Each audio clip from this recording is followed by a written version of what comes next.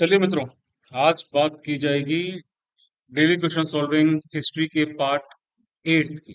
ठीक है, डायरेक्ट शुरू करते हैं। सबसे पहला question, with reference to the ancient history of India, Gandak war. Gandak भाई कौन हुआ करते थे? तो देखो, ये बेसिकली टर्म आपका आता है मौर्यन एम्पायर से। अब मौर्यन एम्पायर में कहाँ से आता है? तो मौर्यन एम्पायर में क्या था कि भाई बहुत सारे मेजर्स लिए जाते थे आपके ड्रॉट और फेमाइन से डील करने के लिए। महास्थान इंस्क्रिप्शन जो है मौर्यन पीरियड का, उसमें एक ऑफिशियल है जिसकी बात की गई है, जिसको कहा जाता है महामात्र।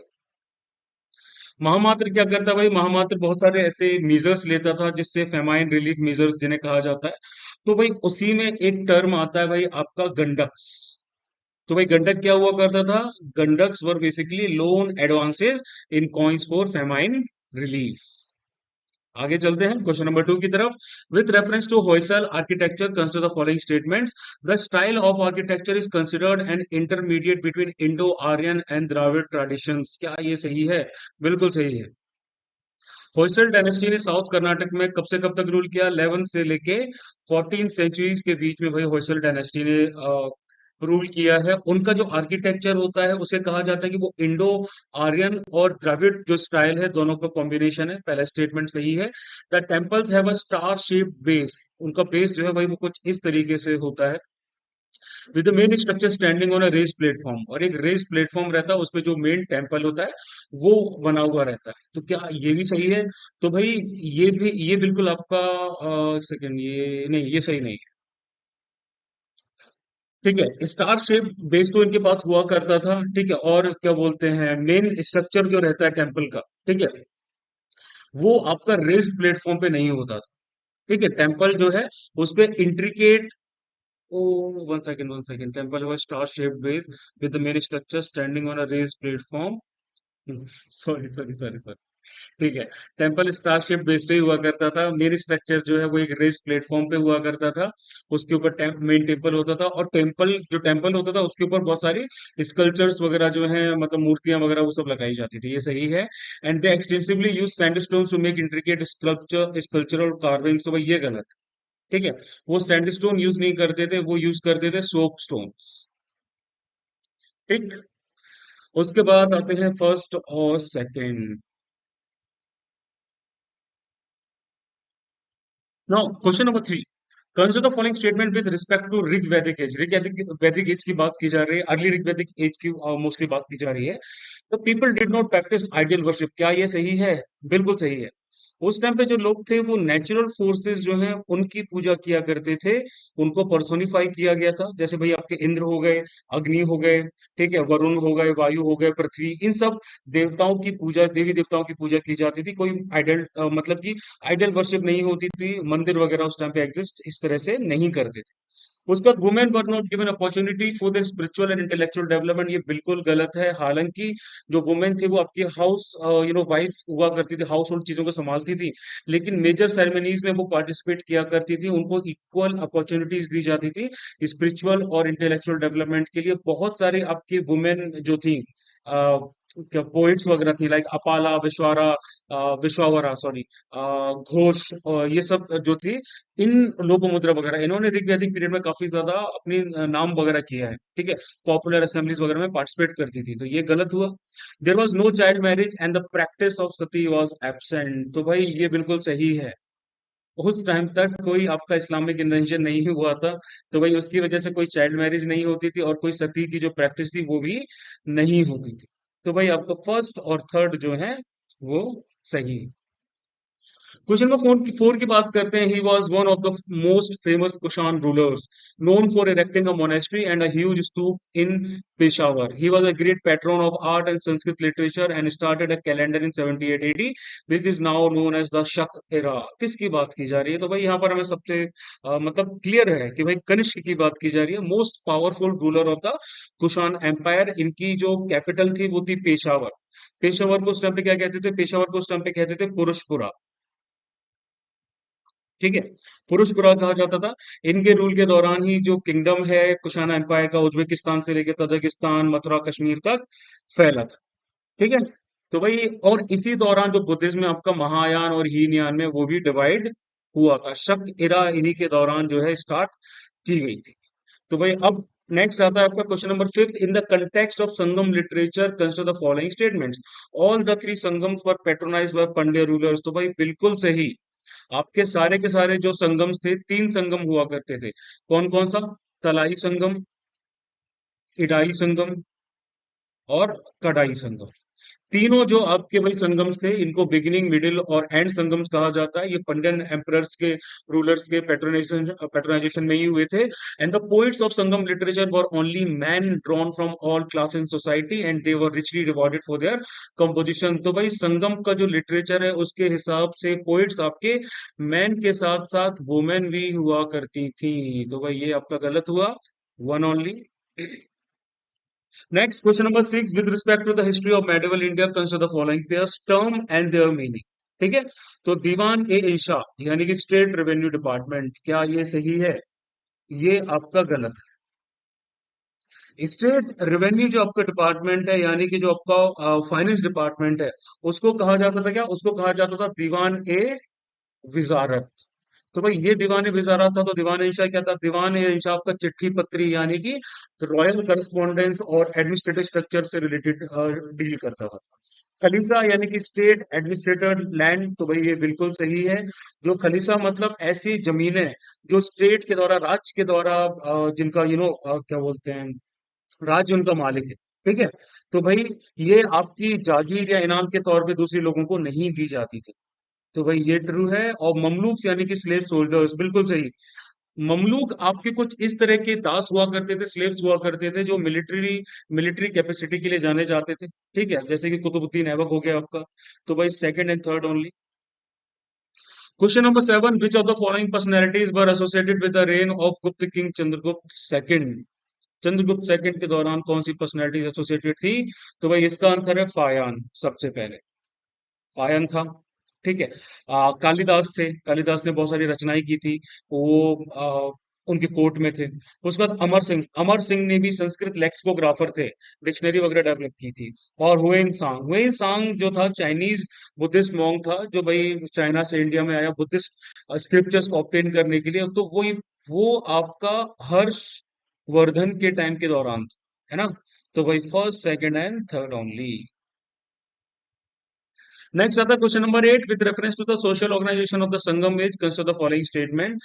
The rich people lived in houses of brick and mortar while the poor lived in huts. देखो, जो रिच लोग थे भाई बिल्कुल वो ब्रिक और मोर्टार वाले घरों में रहते थे। जो पुअर लोग थे वो झोपड़ियां या फिर इस तरह के स्ट्रक्चर्स होते हैं उनमें रहा करते थे। और सिटीज में जो रिच मर्चेंट्स थे वो वही पहली मंजिल पे रहा करते थे। तो भाई ये स्टेटमेंट बिल्कुल सही है। Custom of Sati was practice by women from all classes. तो सती का जो कस्टम था, सेल्फ इमोलेशन जिसे कहा जाता है, हस्बैंड की डेथ होने के बाद, तो वो जनरली प्रिवेलेंट नहीं था इस एरा में। कुछ जो वुमेन है रॉयल फैमिली से, वो हालांकि किया करती थी, लेकिन ये जनरलाइज नहीं था। तो भाई ये गलत होगा, one only. Question number nine की बात करते हैं। Consider the following statement about भक्ति संत वसवन। He was a minister under the reign of King Bijal II of the Kalachuri dynasty. क्या ये सही है? बिल्कुल सही है। The followers of this his sect were known as Veer Shahbaz. क्या ये सही है? ये भी सही है। He composed the Vachan Sahitya which contains observations on social matters. ये भी सही है। क्वेश्चन नंबर 10 की तरफ पढ़ते हैं। In the context of ancient literature the book Lalita Vistara is a book dealing with. तो भाई जो ललित विस्तार बुक है, ये लाइफ के बारे में बात करती है, भगवान गौतम बुद्ध के बारे में। ठीक है, संस्कृत और जो उस टाइम की वर्नाकुलर लैंग्वेज थी, उन दोनों को मिला के इस बुक को लिखा गया था। मतलब कि अर्ली पारली पाली जो स्क्रिप्चर्स आते हैं वहां से इसको डिराइव किया गया। Question number 11। With reference to the Vijayanagara temple architecture consider the following statements. प्रोविड style develop during this period. तो भाई विजयनगर आर्किटेक्चर जो है, ठीक है, ये आपका प्रोविड स्टाइल का ही था। उस टाइम पे नई स्टाइल आर्किटेक्चर की डेवलप की गई थी। तो भाई ये बिल्कुल सही हुआ। Second, spouse of chief deity was kept in the Amman shrine. तो भाई ये भी बिल्कुल सही है। ठीक है, नया स्ट्रक्चर बनाया गया था, अम्मन श्राइन जिसे कहा जाता था, जहां पर जो चीफ देवी या देवता होते थे, उनके जो स्पाउस होते थे, उनको वहां रखा जाता। ठीक है, तो हजारा टेम्पल इसका एग्जाम्पल है, ये भी सही है। और tallest tallest gopuram was called राया गोपुरम, तो भाई बिल्कुल जो क्या बोलते हैं टॉलेस्ट गोपुरम हुआ करता था भाई, उसको राया गोपुरम ही कहा जाता था। 1 2 एंड 3। क्वेश्चन नंबर 12 की बात करते हैं। With reference to the Chalukyas of Badami consider the following statement. The founder of the dynasty was Pulakeshin first, तो भाई बिल्कुल सही, जो फाउंडर था इसका पुलकेशिन फर्स्ट था, उसने बादामी के पास का जो जगह था उसको एक स्ट्रॉन्ग फोर्टेस में बदला, तो ये सही है। The Aihole inscription of Ravi Kirti mentions the victory of Pulakeshin two over Harsha of Kannauj, तो भाई ये भी हमें पता है कि पुलकेशिन द्वितीय ने हर्ष जो थे कन्नौज के उनको हराया। The Chalukyan rule in Badami was replaced by Rashtrakuts after the defeat of Pulkeshi II by Danti Durg। क्या ये स्टेटमेंट सही है? तो भाई ये स्टेटमेंट मेरे ख्याल से गलत है, क्योंकि जो चालुक्यन रूल था बादामी में उसको रिप्लेस किया गया था राष्ट्रकूटस के द्वारा, तो मतलब किया गया था। ठीक है, जब राष्ट्रकूटों के जो फिड्यूटरी थे जिनको कहा जाता था दंती दुर्ग, दंती दुर्ग ने चालुक्यन किंग को हराया था। ठीक है, कीर्ति वर्मन जो सेकंड थे उनको हराया था, पुलकेशिन टू को नहीं हराया था, कीर्ति वर्मन सेकंड को हराया गया था दंती दुर्ग के द्वारा। ठीक है, तो भाई ये आपका गलत हुआ, first and two only. Next, consider the following pair Bodhisattva and associated with. तो बोधिसत्व आपके क्या हुआ करते थे भाई? बोधिसत्व आपके जो है वो आपके आते हैं महायान बुद्धिज्म में। ठीक है, ये बेसिकली हम ये कह सकते हैं कि बोधिसत्व आपके वो होते हैं जिनके अंदर एक बुद्धहुड जैसे कहा जाता है वो उनके अंदर डेवलप हो जाता है। ठीक है, तो वो जातक की कहानियों में पाया जाता है, जो भाई भगवान बुद्ध के जन्म लेने से पहले और उनके बाद में, मतलब उनके पुनर्जन्मों की बात की गई। तो भाई इसमें सबसे पहले आते हैं बहुत सारे बोधिसत्व आते हैं आपके, अगर हम बात करें इस क्वेश्चन की, तो इसमें सबसे पहले आते हैं मंजूश्री। मंजूश्री यानी कि द विजडम ऑफ बुद्ध। तो भाई इसको अजंता के केव्स में जो है क्या बोलते हैं डिपिक्ट किया गया है। ठीक है, इसमें तलवार उनको लेके दिखाया गया है, तो भाई ये बिल्कुल सही है।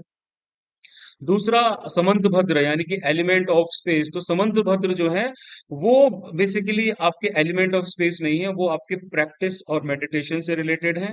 और फिर आकाशा गर्भ जो है भाई वो एलिमेंट ऑफ स्पेस है। लेकिन Vasundhara wealth prosperity and evidence से रिलेटेड है, तो भाई बिल्कुल सही, ये नेपाल में ज्यादा पॉपुलर है, ये सही है। ये दोनों गलत है। तो भाई इसका फर्स्ट और फोर्थ होता है। इसके अलावा भाई आपके और भी आते हैं, लाइक अभी लोकितेश्वर आते हैं। ठीक है, वज्रपाणी आते हैं, क्षितिगर्भ आते हैं, मैत्रेय आते हैं, तारा आते हैं। तो ठीक है, स्कंद सीता तप पात्र आते हैं, ये सब आपके अलग अलग बोधिसत्व होते हैं। Question number 14. The Mauryan pillar capital is popularly known as the Lion Capital and also our national emblem symbolizes which life event of Buddha? तो भाई सीधा सा आंसर है फर्स्ट सरमन। ठीक है, जो उनका पहला क्या बोलते हैं, जो मौर्यन पिलर जो आपका मिला है सारनाथ पे जिसको लॉइन कैपिटल कहा जाता है, ये मौर्यन स्कल्पचरल ट्रेडिशन का फाइन एग्जाम्पल है, इसको हमारा नेशनल एम्बलम भी कहा जाता है। और इसमें आपके बहुत सारी चीजें जो है वो डिपिक्ट की गई हैं। ठीक है, इसमें आपके शेर जो है वो डिपिक्ट किए गए हैं, एक नीचे चक्र वगैरह है, तो ये सब चीजें हैं। तो ये भाई आपका क्या दिखाता है? ये आपका फर्स्ट सरमन दिखाता है जिसको कहा जाता है धम्म चक्र प्रवर्तन, the first sermon of Buddha. Question number 15। Which of the following painters were in the court of Humayun? तो भाई हुमायूं के कोर्ट में कौन कौन से पेंटर्स थे? एक तो थे मीर सैयद अली, दूसरे थे अबद उस समद, बेहजद और दसवंत नहीं थे। ये मैंने हिस्ट्री में पढ़ा है। क्वेश्चन नंबर 16 डायरेक्ट आते हैं। The decline of Pratihara dynasty in the 10th century CE opened the way for their own feudatory chiefs to declare themselves as independent powers. In this context, which of the following were the major Rajput dynasties that emerged after the Gurjar Pratihar dynasty? तो ये प्रतिहार dynasty का जो खात्मा है धीरे धीरे start हुआ 10th century CE में, तो उनके जो feudatory chiefs थे जो उनके अंडर में काम किया करते थे वो इंडिपेंडेंट पावर्स के तौर पे इमर्ज होने लगे। आपके चालुक्य हो गए, चंदेल हो गए, चालुक्य हो गए, ठीक है, चंदेल हो गए, गढ़वाल हो गए, चौहान्स हो गए, ये सब उनके फिटिटरीज थे जो इंडिपेंडेंट किंगडम्स उन्होंने बाद में अपना इस्टेब्लिश किए। ठीक है, लेकिन जो मौखरी थे भाई, मौखरी तो भाई आपकी पोस्ट गुप्त पीरियड के थे, वो इस पीरियड के नहीं थे। तो भाई 1 2 एंड 3 ओनली। क्वेश्चन नंबर 17 आता है। Consider the following statement with reference to Aurangzeb, और बताना कि कौन से सही नहीं है। तो he appointed officials called muhtasibs to regulate activities forbidden by Sharia, बिल्कुल सही।